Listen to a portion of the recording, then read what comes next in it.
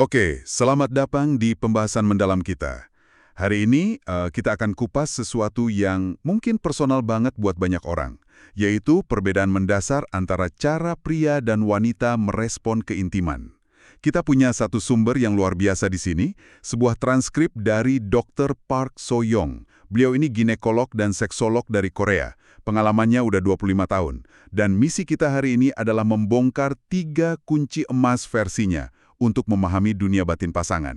Semua ini dimulai dari satu analogi yang kuat banget. Gairah pria itu katanya seperti saklar lampu, sementara gairah wanita lebih mirip tungku api tradisional. Nah, analogi itu bukan sekedar kiasan loh, itu fondasi dari semua yang akan kita bahas. Dr. Park ini benar-benar menekankan, ini bukan soal preferensi ya, tapi ini realitas biologis. Dan kalau kita bisa paham perbedaan antara saklar dan tungku ini, wah itu bisa mengubah dinamika hubungan secara total. Oke. Sumbernya langsung dibuka dengan contoh yang, wah, nyata banget. Tentang pasangan usia 68 tahun. Suaminya, pengusaha sukses, merasa frustrasi berat. Tiap malam dia coba dekati istrinya, tapi jawabannya selalu klasikan. Lelah, harus bangun pagi. Yang bikin dia bingung, kalau dia nekat terus, istrinya akhirnya pasrah aja. Diem. Ini kan jadi bikin dia merasa bersalah, tapi sekaligus marah juga gitu. Dan disitulah lingkaran setannya terbentuk. Kalau dari sisi istrinya, dia merasa prosesnya itu buru-buru banget. Tubuhnya nggak dihormati, bahkan kadang terasa sakit. Dia merasa suaminya cuma ngejar kepuasannya sendiri. Jadi ya, kita punya 2 orang di satu ranjang, tapi dengan 2 cerita yang beda banget. Suami merasa nggak dicintai, istri merasa nggak dihargai. Dua-duanya sama-sama sakit hati. Dan lingkaran setan itu pasti sepi banget ya rasanya buat mereka berdua. Suami merasa, aku ditolak. Istri merasa, tubuhku nggak dihargai. Dua-duanya benar, tapi bahasanya beda total. Nah, disinilah Dr. Park masuk dan bilang, ini bukan soal cinta yang pudar. Tepat. Ini manifestasi dari analogi tungku api tadi. Kalau dalam bahasa Korea, dia sebutnya agungi. Pria itu saklar. Klik, langsung nyala. Wanita itu tungku, butuh proses kan? Butuh kayu bakar, butuh waktu, butuh sabar, biar apinya merata, biar menghasilkan kehangatan, bukan cuma asap doang. Jadi, penolakan awal si istri yang aku lelah itu sebenarnya bukan penolakan personal. Bukan berarti aku nggak mau kamu lagi. Menurut Dr. Park, seringnya bukan itu. Itu sinyal biologis yang jujur banget, yang bilang, tungku apiku masih dingin, aku belum siap secara fisik.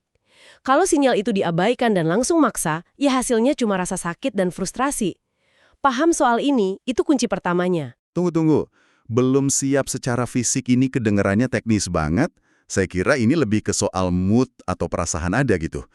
Apa sih yang sebenarnya terjadi di dalam tubuh wanita sampai kesiapan fisik ini jadi krusial banget? Nah, ini dia inti dari kunci emas yang pertama. Dr. Park menyebutnya waktu absolut. Waktu yang mutlak dibutuhkan. Rata-rata, tubuh wanita itu butuh antara 15-20 menit untuk benar-benar siap secara fisiologis. Ini bukan angka yang bisa ditawar-tawar loh, ini kebutuhan biologi. 15-20 menit, itu spesifik banget ya. Mungkin banyak yang mikir foreplay itu ya beberapa menit cukup. Jadi apa yang terjadi selama 15-20 menit krusial itu? Wah, yang terjadi itu semacam simfoni biologis yang luar biasa. Pertama, yang kelihatan dari luar ya, detak jantung naik, tekanan darah naik, kulit bisa memerah, puting mengeras, tapi perubahan paling penting justru yang nggak kelihatan. Kedua, tubuh mulai produksi pelumas alami. Ini bukan cuma buat nyaman, tapi juga fungsinya melindungi dari bakteri.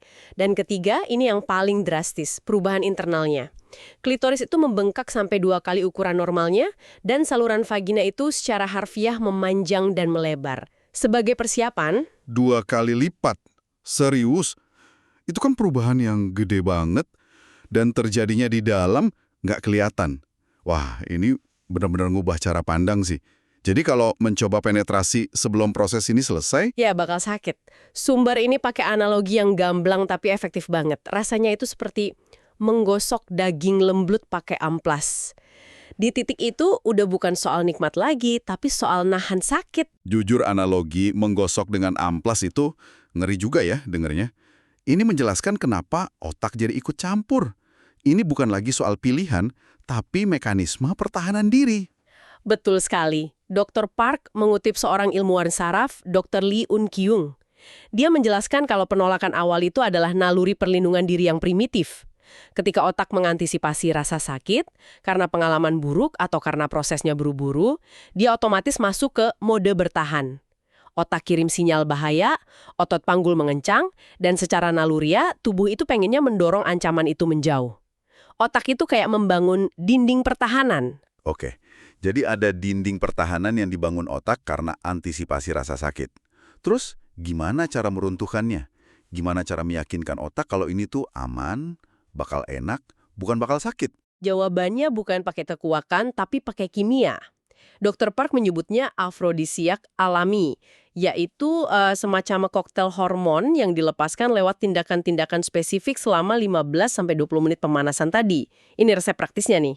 Resep hormonal, oke, saya suka itu. Apa aja bahan-bahannya? Ada 3 bahan utama. Pertama, endorfin, si pereda nyeri alami. Hormon ini keluar lewat sentuhan kulit ke kulit yang lembut dan terus-menerus. Bukan sentuhan yang agresif ya, tapi kayak pegangan tangan, elus punggung, atau cium tengkuk. Ini secara harfiah menumpulkan reseptor rasa sakit di otak. Oh, jadi kayak dikasih morfin alami dulu gitu ya, biar nggak sakit, masuk akal. Terus yang kedua? Kedua, dopamin. Ini digambarkan sebagai petasan kenikmatan. Ini dipicu oleh hal-hal yang menstimulasi pusat penghargaan di otak.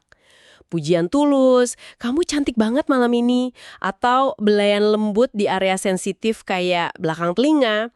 Dopamin ini yang bikin perasaan gembira dan antisipasi yang menyenangkan. Dan yang ketiga? Yang ketiga, dan ini mungkin yang paling dasar, adalah oksitosin, si perekat cinta. Hormon ini dilepaskan lewat tindakan yang membangun rasa aman, pelukan yang erat dan tulus, sama kontak mata yang dalam.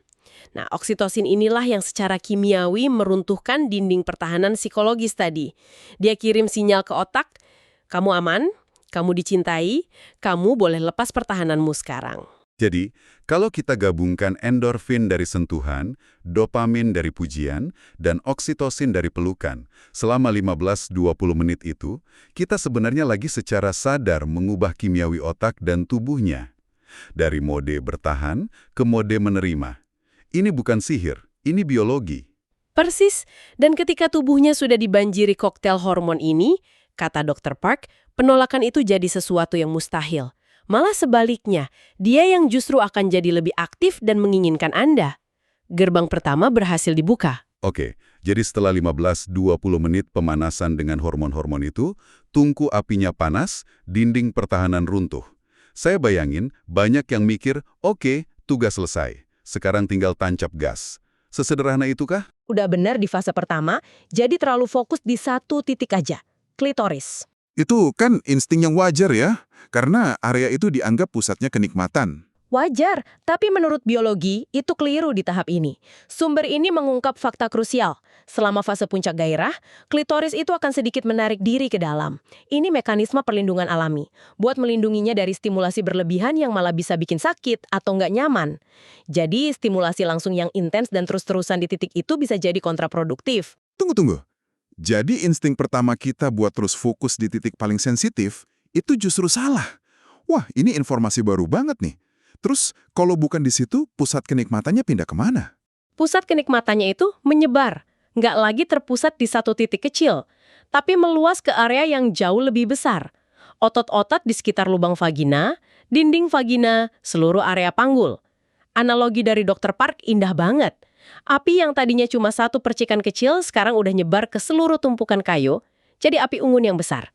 Anda nggak lagi niup satu percikan, tapi harus mengipasi seluruh api unggun itu. Saya suka analogi itu. Artinya strateginya harus ganti ya. Jadi, kunci emas kedua adalah peralihan dari stimulasi yang terfokus ke stimulasi yang lebih luas. Bentuk praktisnya gimana tuh? Ini memperdalam sensasi nikmatnya secara keseluruhan. Ini bukan lagi soal menekan tombol yang tepat, tapi soal menciptakan pengalaman yang menyeluruh.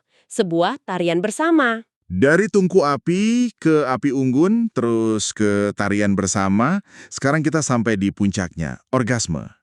Sumber ini menekankan kalau ini bukan sekedar pelepasan fisik ya, ini digambarkan sebagai pengalaman yang menyatukan tubuh, pikiran, dan jiwa. Dr. Park memecahnya jadi 3 tingkatan yang terjadi barengan. Secara fisik, otot-otot panggul itu kontraksi kuat secara ritmis, kira-kira setiap 0,8 detik. Secara hormonal, terjadi ledakan dopamin dan oksitosin yang dahsyat banget. Ini nggak cuma ngasih kepuasan luar biasa, tapi juga menanamkan ikatan psikologis yang sangat kuat di otak. Seolah-olah bilang, kita ini satu. Dan yang ketiga, tadi Anda bilang ada 3 tingkatan. Yang ketiga, dan ini yang paling menakjubkan, itu di tingkat neurologis. Untuk sesaat, bagian otak yang bertanggung jawab atas cemas dan rasa sakit itu secara harfiah berhenti bekerja. Ini yang memberikan perasaan terbebas sepenuhnya dari segala beban dan kekhawatiran dunia. Momen transendensi murni gitu. Wow, itu pengalaman yang holistik banget. Nah, setelah semua persiapan tadi, gimana cara memandu pasangan ke momen puncak ini? Saya bayangin ada teknik rahasia atau semacamnya. Ternyata kuncinya jauh lebih sederhana dan manusiawi. Bukan teknik, tapi komunikasi dan observasi. Dr. Park bilang, pertanyaan paling ampuh di momen ini tuh pertanyaan lembut seperti, gimana rasanya? Atau, ini nyaman nggak buat kamu? Cuma dengan bertanya, kenapa itu bisa seefektif itu? Karena pertanyaan itu menunjukkan Anda nggak lagi ngejar tujuan akhir Anda sendiri, itu menunjukkan Anda hadir bersamanya di perjalanan itu. Ini mengomunikasikan rasa hormat dan peduli yang dalam, yang akhirnya bikin dia merasa cukup aman untuk melepas kendali dan menyerahkan diri sepenuhnya. Oke, badai telah berlalu, puncak tercapai. Banyak yang mikir ceritanya selesai di sini. Tapi sumber ini kelihatannya bilang sebaliknya. Justru disinilah momen yang paling menentukan buat hubungan Anda ke depannya. Fase resolusi atau haisogi, khususnya 10 menit setelah orgasme, itu saat yang paling krusial. Di momen ini, tubuh wanita melepas gelombang hormon lain, terutama prolaktin, yang campur dengan sisa oksitosin. Kombinasi ini bikin perasaan tenang, puas, bahagia, dan ngantuk yang dalam banget. Tubuhnya rileks, dan secara emosional dia ada di kondisi paling terbuka dan rentan. Jadi, apapun yang terjadi atau diucapkan di momen rentan ini bakal terekam dalam banget ingatannya. Apa tindakan paling penting yang harus dilakukan? Tindakan paling penting itu yang paling sederhana. Peluk dia dengan hangat. Jangan langsung balik badan. Tetap di sana dan bisikan kata-kata penghargaan atau cinta. Aku bahagia banget sama kamu, aku cinta kamu, atau sekedar itu tadi luar biasa. Kalimat-kalimat ini yang diucapkan pas otaknya lagi banjir hormon ikatan, menanamkan perasaan aku dicintai, aku berharga, aku aman di level yang paling dalam. Ini investasi terbaik buat keintiman di masa depan. Dan ini kontras banget ya sama perilaku yang digambarkan sebagai suami terburuk. Pria yang setelah selesai langsung balik badan, nyalain rokok, atau ambil ponsel. Tindakan itu di momen yang sangat rentan tadi, pesannya merusak banget. Pesannya jelas, tugasku selesai, kamu cuma objek buat kepuasanku, dan sekarang aku nggak butuh kamu lagi. Itu bikin dia merasa kayak barang habis pakai, dan luka itu bakal dia bawa ke hubungan intim berikutnya, malah makin mempertebal dinding pertahanan yang kita bahas di awal tadi. Sumber ini juga nyebutin pentingnya menghormati masa istirahat setelahnya.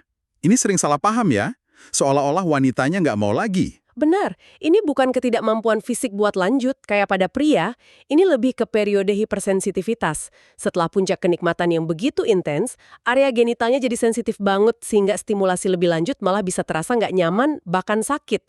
Jadi kalau dia mungkin dengan lembut mendorong Anda, itu bukan penolakan personal, itu sinyal naluriah dari tubuhnya yang bilang, aku butuh jeda. Menghormati sinyal itu adalah bentuk cinta yang tertinggi. Jadi, kalau kita rangkum nih ya, 3 kunci ini adalah sebuah perjalanan. Kunci pertama, pahami analogi tungku api dan kasih waktu 15-20 menit buat pemanasan hormonal. Kunci kedua, beralih dari fokus sempit ke stimulasi luas, kayak ngipasin api unggun pas gairah memuncak. Dan kunci ketiga, pakai komunikasi buat mencapai puncak, terus kasih kehangatan dan penghargaan setelahnya buat memperkuat ikatan. Anda merangkumnya dengan sempurna, tapi Dr. Parks menyimpan wawasan terbesarnya di bagian akhir. Sesuatu yang bahkan lebih penting dari 3 kunci ini. Dia bilang, afrodisiak terbaik itu bukan teknik yang hebat diranjang. Terus apa dong? Afrodisiak terbaik adalah kelembutan selama 24 jam. Keintiman sejati itu nggak dimulai pas lampu kamar mati, tapi dibangun sepanjang hari, setiap hari, dalam interaksi-interaksi kecil. Tindakan sederhana kayak bantu cuci piring tanpa diminta, nanya tulus hari ini gimana, atau meluk dia pas kelihatan capek, itulah yang disebut kayu bakar cinta. Kayu bakar cinta, saya suka istilahnya. Artinya, tindakan-tindakan kecil itu numpuk ya. Tepat. Tindakan-tindakan itu numpuk di hatinya. Jadi pas malam tiba, tungku apinya udah penuh sama kayu bakar kering yang siap nyala. Anda cuma butuh satu percikan kecil aja. Sebaliknya, kalau seharian Anda dingin, cuek, atau egois, terus tiba-tiba malamnya mau panas, itu sama aja kayak nyoba nyalain kayu yang basah dan dingin. Yang ada cuma asap, frustrasi, dan kecewa. Itu poin yang kuat banget. Pada akhirnya, semua kunci, teknik, dan hormon muaranya cuma satu fondasi yang paling dasar. Rasa hormat. Menghormati tubuhnya, menghormati perasaannya, dan menghormati dia sebagai pribadi yang utuh. Tepat sekali. Ketika dia bilang, aku lelah, percayalah sama dia. Mungkin yang dia butuhin malam itu bukan seks, tapi pijatan di kaki dan telinga yang mau dengerin ceritanya. Rasa hormat dan kepedulian yang tulus itu, menurut Dr. Park, adalah afrodisiak paling manjur. Seorang wanita yang merasa dihormati dan dihargai akan dengan senang hati membuka seluruh dunia batinnya untuk Anda. Sebagai penutup, kami ingin meninggalkan Anda dengan satu pemikiran. Sumber dari Dr. Park ini nggak menyajikannya sebagai instruksi teknis yang kaku, tapi lebih sebagai sebuah undangan. Undangan untuk melakukan perjalanan eksplorasi bersama. Jadi pertanyaannya bukan, bisa nggak ya saya menguasai semua teknik ini?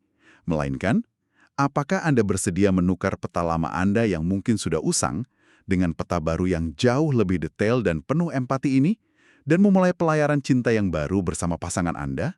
Mungkin, bahkan malam ini.